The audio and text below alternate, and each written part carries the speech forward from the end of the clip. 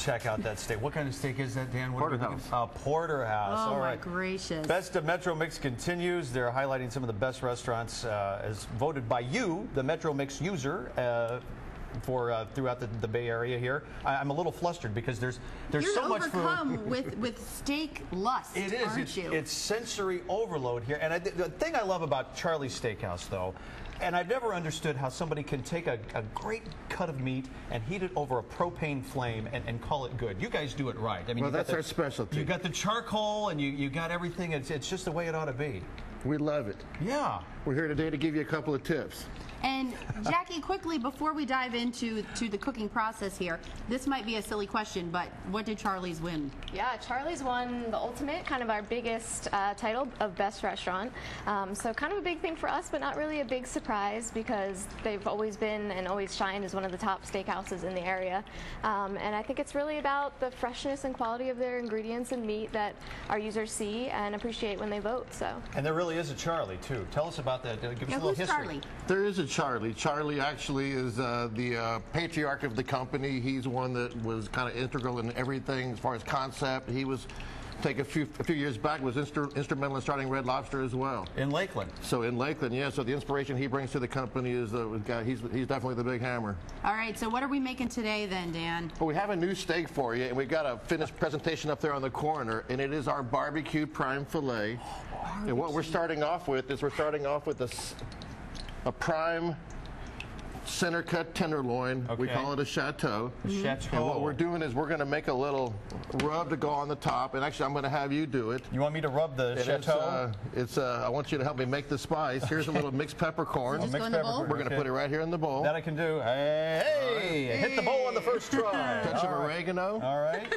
A little bit of chili powder. Okay. All right. A little bit of cayenne. Cayenne, a little bit. Wow. A little bit of cayenne. Give it a little kick for us. All right. Touch of cumin. Yeah. Oh, that's my favorite spice.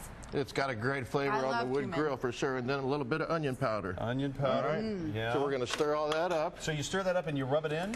We're going to coat the outside.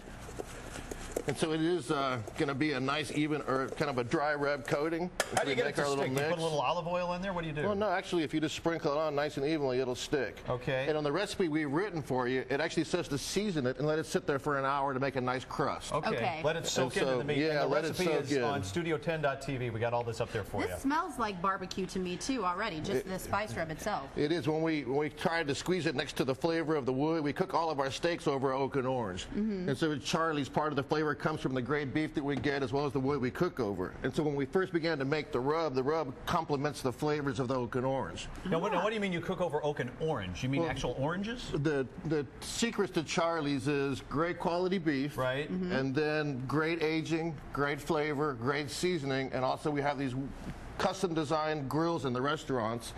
All the wood is cooked, it's all cooked over hardwood oaks and hardwood citrus, which gives us this unique flavor. So there's no gas in there anywhere. It's all a natural propellant, and it gives us kind of that campfire feel that really sets us apart from the competition. So orange trees then? Orange tree wood after you take them and dry them. Right, okay. So in case you're trying to replicate this at home, don't slice the oranges and put them on the grill. Throw them in the fire.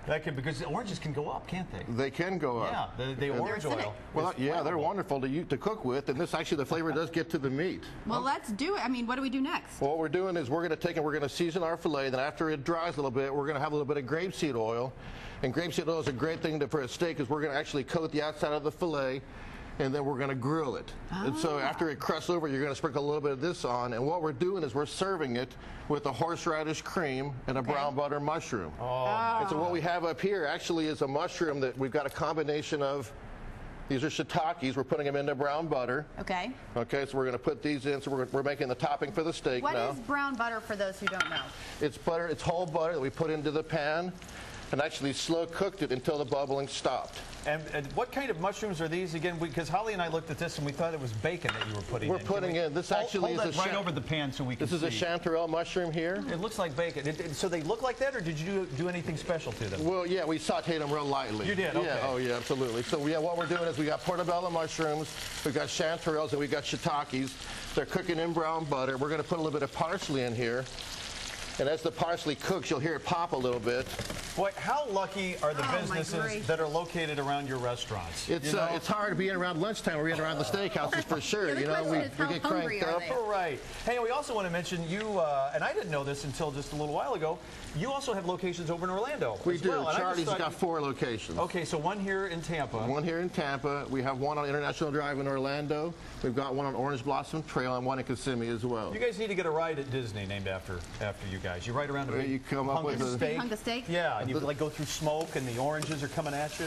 The smell in here is euphoric, by the So way. part to reinforce the flavor of the wood, we're going to take these mushrooms that we've sauteed real lightly in the brown butter.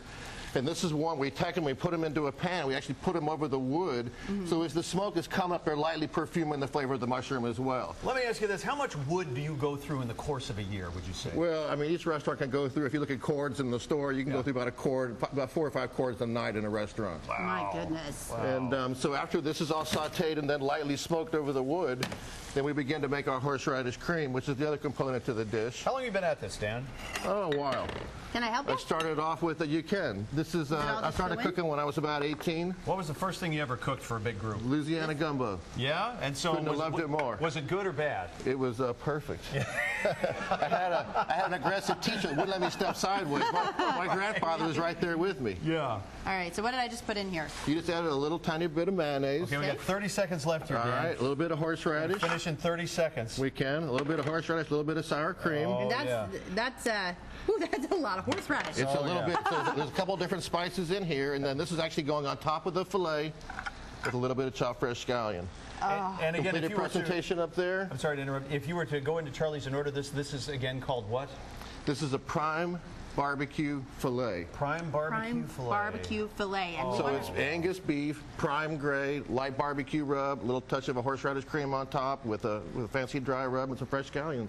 And once again, we want to Topped off- remind I'm sorry. everybody also, I'm sorry, Dan, that it is time to vote for this year as well at metromix.com. And Jackie, how long is that going on? It goes on until February 27th, so February about a week and a half 27th. left to vote. All right. All right, and we, boy, the best of Metro Mix just slides right along here. Thank you, Dan. Perfect. Hey, and Good thanks for job. bringing that big grill out front, too. Can you just leave that Well, we there? wanted to give the smell when we came to the studio. You know, make sure you got the Leave full it there. effect. We'll keep it. It's worth your while just to drive down Gandy to get a It's whiff of their true. grill. Up next, how you can make a positive